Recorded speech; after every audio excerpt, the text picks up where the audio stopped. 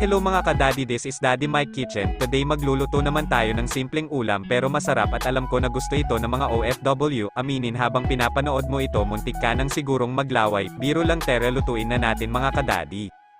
Nagluto tayo ngayon mga ka-daddy dahil gusto naman ni Mrs. ng ganitong na itlog na may kamatis at sibuyas at sinamahan ko ito ng talong. Saging na saba at tuyo. Alam nyo ba mga ka-daddy, ito yung ulam na nagpapaalala sa akin nung bata pa kami. Nung mga panahon na nandyan pa ang magulang ko at sama-sama kaming kumakain sa hapagkainan. Alam nyo ba mga ka-daddy, naranasan kong kumain ng toyo ang ulam or asin or kape, minsan wala pa nga makain pero kahit ganoon ang buhay dati punong-puno pa din ako ng mga good memories tulad ng maglalaro kailang maghapon kasama mga kaibigan mo, sasama ka sa magulang mo para maranasan mo magbalat ng buto, basta masaya ang kabataan ko noon. Share nyo din mga ka-daddy ang naranasan nyo noon, ang mabuhay dati walang problema, walang stress, bata ka pa pero na-enjoy mo lahat at naranasan mong mapagod at pagpawisan pero ngayon ang kabataan ang hawak cellphone kokomelon.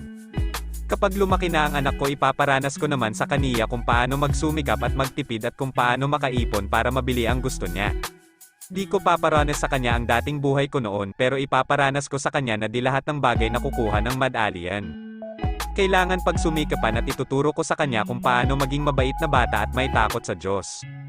Tanda ko pa mga ka-daddy na laging sinasabi sa akin ng magulang ko dati na wag maging matigas ang ulo pag ikaw nag-asawa, malalaman mo lahat ng hirap ng isang magulang at yun nga mga ka-daddy, totoo nga pala na mahirap ang maging magulang pero mahirap man dahil sa mga gastusin pero masaya kapag nakita mo asawa at anak mo na di nagkakasakit at kumakain sa tamang oras, ang saya din magkaroon pamilya lalo na't nagkakaintindihan kayo.